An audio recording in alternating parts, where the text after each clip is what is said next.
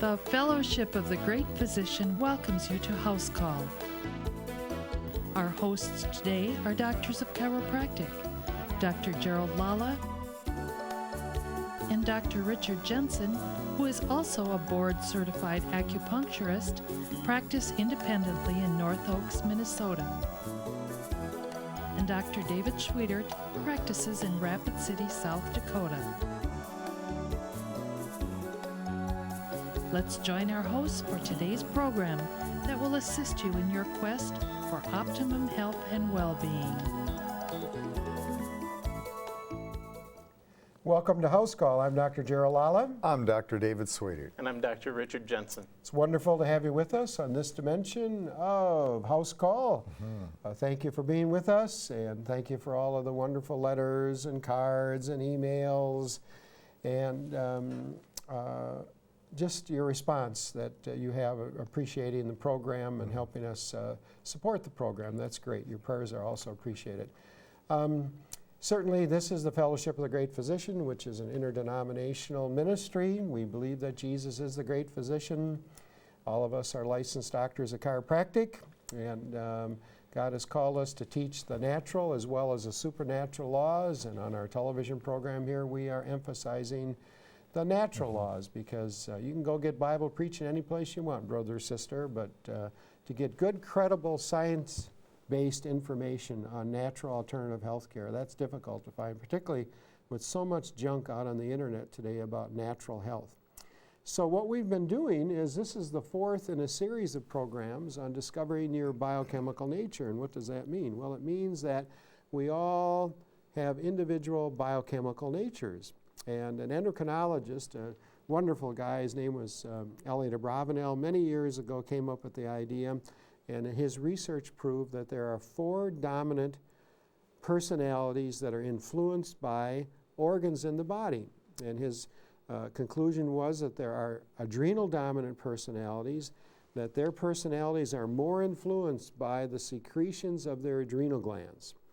The second personality that he discovered as far as a biochemical relationship was the thyroid dominant personality, meaning that that thyroid gland in that group of people is more dominant, and it affects not only their psychological and physical nature, but also their spiritual nature. The third personality characteristic or dominance that he discovered was the gonad dominant, and we're going to discuss gonad dominant folks today, which are probably the most common in the world, okay, the most common personality in the world. And those are stimulated by the ovaries in the female and the testes in the male. And the last one is the pituitary dominant personality. And of course, pituitary gland has been referred for many, many years as the master gland of the human body. It stimulates so many other functions of the body, many more than any other organ does. And so today we're going to discuss that gonad dominant personality, and we're going to bring up a slide here for you now of a typical looking gonad type person.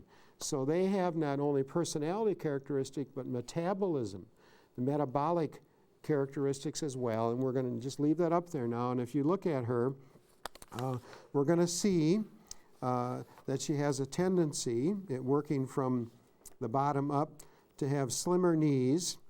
They have a tendency to want liposuction. They have thinner thighs if they have liposuction. See, they carry more weight in their knees and in their thighs and in their abdomen.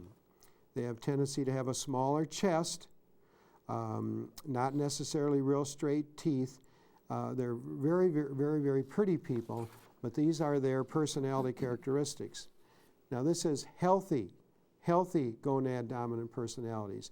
Certainly there are sick gonad dominant persons, all right? They're ill. That doesn't mean that they're mentally ill. It's just that they have some physical illness. So healthy dominant gonad women have a tendency to have the kind of reserves that withstand considerable stress and homemaking or caregiving. Please note that this is not meant to sound sexist or in any way indicate that all G or gonad temperaments or personalities should stay at home. My wife has a large dominance of gonad personality, and she's been a career woman for as long as I've known her, and she's raised a family and done very well in all of those things. So they're just as capable as any other type of personality. What we're trying to do here, though, is indicate the types of strengths that certain temperaments have, and those of the gonad dominant are considerable. They are in no way meant to sound like a weakness.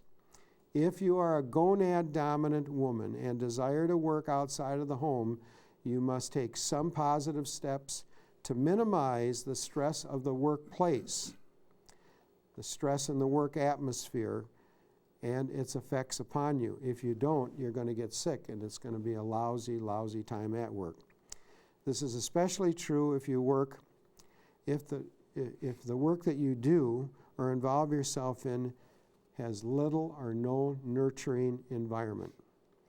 G-type or gonad-type women possess the patience, sympathy, and responsiveness that is very often required more in motherhood, or that motherhood requires. Assertiveness training is very stressful to the gonad-type personality, and that's often referred to as a phlegmatic-type personality in the psychological realm. Phlegmatic people have this more nurturing nature. That's just the way it is. Now, if they eat certain foods that are contraindicated for their biochemical makeup, they're going to get worse.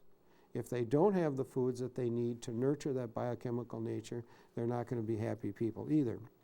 So these people have them, phlegmatic personalities or gonad dominant personalities have within them inborn or the innate ability to withstand the stresses of tedium, repetition, non-stimulation that generally frustrates thyroid dominant personalities, adrenal dominant personalities, and pituitary dominant personalities. Stress for the phlegmatic or gonad dominant personality comes in situations that require assertiveness or competition. Now, I think that my wife is very assertive. I think that she's a very competitive individual, but you would never recognize that about her because she goes quietly and peacefully about her business. She just keeps plodding along, not disturbing anyone. I don't think, well, maybe in the years that my wife and I have been together, and that's been more than a few, I think there's only been one person that she's ever met that she didn't like. She likes everybody. And it doesn't matter if their child is acting up or if their adult is acting up. They just don't bother her. And if there is somebody that bothers a little bit, she just blows it off. She just blows it off. Now, an A or an adrenal dominant type personality, they won't blow it off. They'll blow the other personality off. They deal with it. Now, a thyroid dominant personality, how they handle it is they internalize it, and they might write a mean letter because they're very creative in writing. They may never mail it, but that's a tendency of these people, how they handle others. Stress for the phlegmatic personality, as I said, becomes and increases in situations where they're forced into assertiveness or competition. I've seen my wife just walk away from more things, not because she's weak or anything. She just says, it's not worth my time. It's not worth my trouble. It's not worth the anxiety. It's not worth the stress. And she just says the bus door is closed to those people. In other words, you know, we can see life as like we're like a bus and we're going down the street, and we, based on our personality characteristic, we either pick up certain types of people or go by them. And so she keeps her bus door closed to situations that are going to cause competition and competitiveness.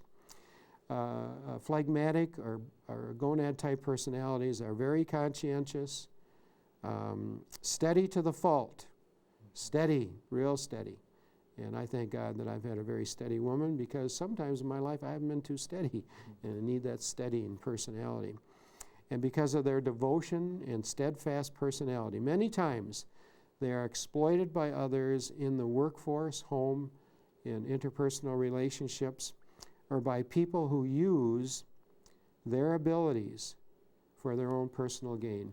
And that's a sad fact. So what we're going to do now is we're going to go to Dr. David Sweetert, our esteemed colleague from the famous world health capital of Rapid City, South Dakota, the land of milk and honey. Well, the land of the what are those former presidents up there? Mount Rushmore. Mount Rushmore. Yep. My kids call it when they were young. Mushmore. Mushmore. Well, they've been smashed a few times, Yeah. but we do enjoy it out there, and it's a beautiful time to enjoy it. Truly God's country. Not many people out there. Is that what you mean? There aren't very many people. Well, you told me something about taxes yesterday, about Minnesota, that we pay high taxes, but South Dakota you pay no personal income taxes. So what's the difference between Minnesota and South Dakota then? We don't have anything. Minnesota has lots of Yeah, stuff. we have lots of things. But you pay for Yeah, it. we pay for them. So in South Dakota, you get by with the bare minimum. Well, you know, it's real interesting as we talk about this particular series that we're doing. I'm excited about it because it's meant something personally to me to really be set free in understanding my own assets and liabilities so that I could understand not only my psychological, biochemical, emotional, and spiritual nature, but also understand those around me and how I interact. It's really brought a peace into my life and to those that are around me that also have this understanding, because they say, well, you know, there's time to get involved and then there's time to blow it off. So it really has been a blessing. We've seen it in our health, which we're talking about today, about some of the characteristics, but in relationships, interpersonal relationships, family relationships, as well as business relationships. In our consultations that we've done with many businesses, we've been able to go in and help them understand that, you know, if you have primarily adrenal or pituitary or whatever particular characteristic that you're talking about dominant within a small group of people that are working close together, that it brings about a lot of conflict and a lot of problems.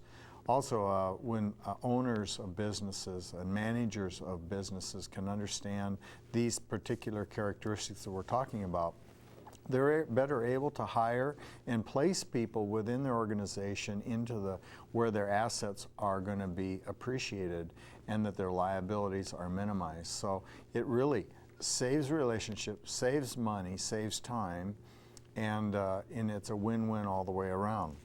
Let's look a little bit closer at the G or gonadal type. Very few men exhibit some of these characteristics, so we're not going to be talking primarily about them as much unless they're included in with another body type. So you won't see many men that are primarily G or gonadally dominant.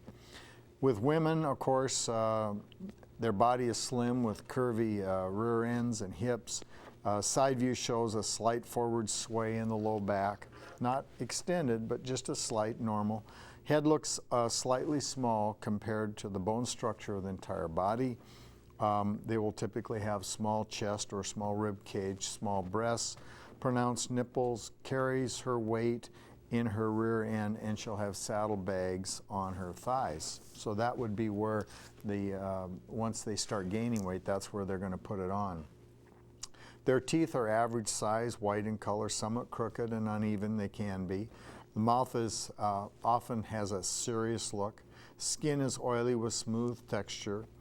The body is smaller above the waist than below the waist. So that's real interesting as you look at people, that they're smaller above the waist than below the waist. Their waist is longer, and if they develop cellulite, it'll be in their rear end or outer thighs. So they'll have that cheesy cellulite that we're talking about.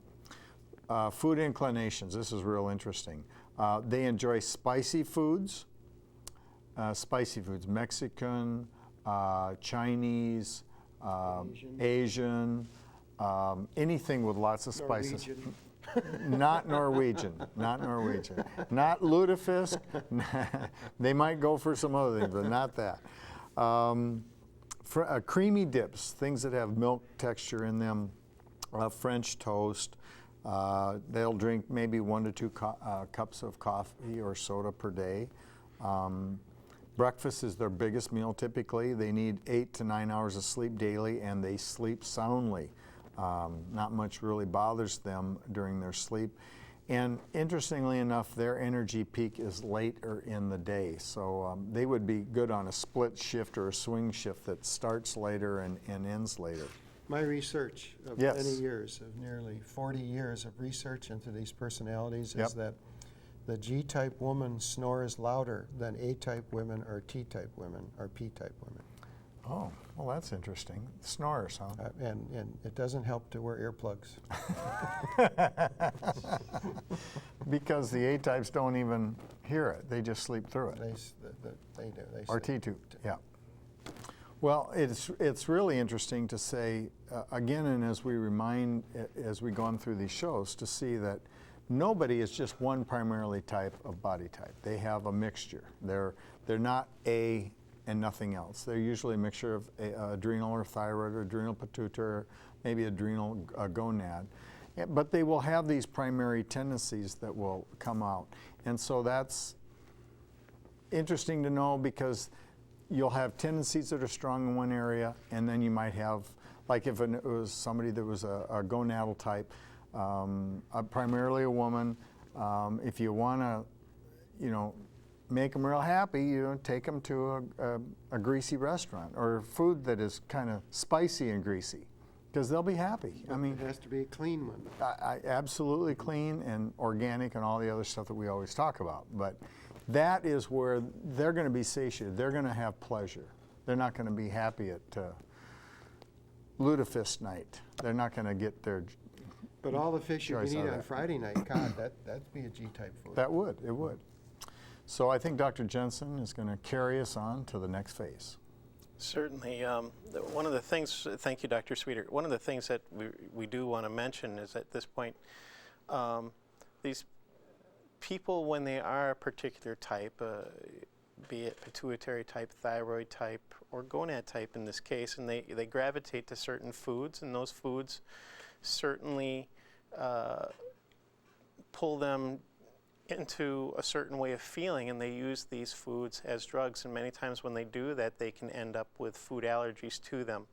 And so in order to help us get control of these things, there's testing that that can be done to identify not only fixed food allergies, but cyclic food allergies, and we have a pamphlet that you can certainly call, and we'll be happy to send that out to you. Many times when you have a fixed food allergy, you know it right away. These are the things that constantly come up with symptoms where you have a full chest or headaches and things like that within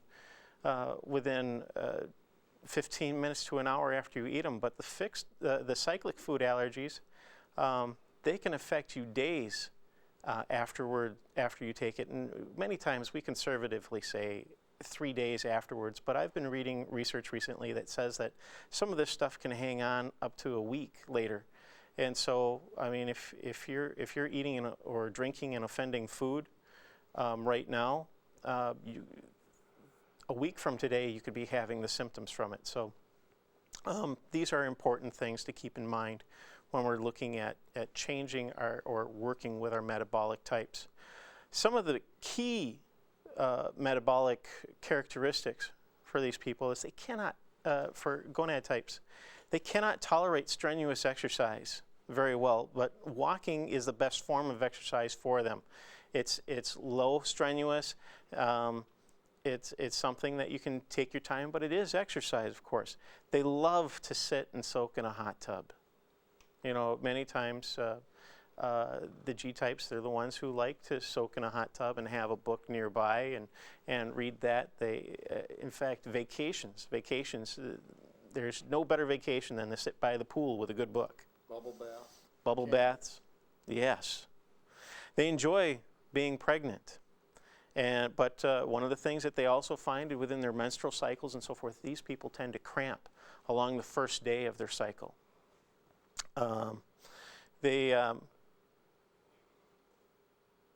First day of their cycle of their period, the only achievers in a typical sense, the aches and pains or aches preceding menses of overtired, or if the body is low in certain amino acids. So you also might want to look at your amino acid levels and things like that. If this is affecting you and your menstrual cycle, that you're cramping at the beginning and things, you might look at some of the amino acids for helping to curb those kind of things. So how would I know which ones to take? Well, certainly there are some people that are just going to try to dump in more protein, and sometimes that can be deleterious to them, and that they're still eating foods that they're highly sensitive to. However, by taking that food allergy, you can eliminate some of those foods, but then you may not be getting your full spectrum of proteins and things. One is to have an amino acid analysis done, and the amino acid analysis checks through the different types of amino acids in your body, shows where you're high and low, and actually will go into analysis as to what certain functions that you might have that are not functioning as well due to a lack of particular amino acids or the enzymes to split those out of your food. If you have a food allergy, many times what happens is, this is why it hangs around for a week sometimes, is that food allergies tend to be with foods that get into the bloodstream without being fully digested, and therefore your body, particularly the proteins, comes and identifies these proteins and says, you know, this isn't part of me, therefore let's have an immune reaction. 70% of your immune system follows the digestive tract, and what you're actually doing at this point is using your immune system as an auxiliary digestive system. It's going in there and tearing apart these proteins and cutting them down, but what it's doing is having the deleterious effects on the rest of you. It's almost as though, if you've ever heard of somebody having serum sickness, this is when they get a transfusion that was the wrong blood type. It's the wrong kind of proteins, and the body's rebelling against it. What you're actually having with these cyclic food allergies, or food allergies that get into your bloodstream without being totally digested, is you're having a type of a serum sickness at a much more subtle level. Psychological keys for these people. Their strongest sense is touch. Strongest sense is touch. And to go on from that, their weakest sense is sight. So as Dr. Lawler was saying, they like to have sex, and therefore it's in a dark room. You know, after a hysterectomy or menopause, though, their D-type nature may be diminished, and their secondary types will come out much further. One of the things is normally we have the adrenal type, the thyroid type, and the pituitary type are looking at mainly for men. And if you're looking at a testicular type, that seems to go more towards the category of the A type. Okay. But the G-type mainly affects women because their lives are dictated a great deal of the time by their ovaries and by the secretions. You have to look at a woman, hey, it changes your whole body. So that gonad type being dictated by their ovaries, once their ovaries start to shut down as towards menopause, or if you have a hysterectomy, that G-type nature starts to be more subtle. It doesn't entirely go away because I think it's part of your personality, part of your habits, things. But the other ones start to flourish in that if you're primarily an A G-type or GA type, your A-type starts to come out a little bit more. These people, G-types, are basically secure people. They're not easily threatened. They're basically secure. They radiate warmth. They enjoy talking about family and food. They're accepted. It's accepted most of the people. They accept most people, as Dr. Lal was talking about earlier. Has a forgiving, loving nature, and holds no past sins against people. These are people that you can just kind of like relax around because they are so forgiving, and it can be very disarming from that point. They're people that you do tend to want to be around because of their nurturing nature.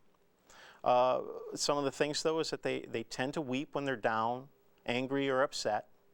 And it's best dealt with, if you're dealing with somebody that's like that, it's best dealt with being warm, sincere, and flattery with compliments and apologies are best with dealing with these people as well.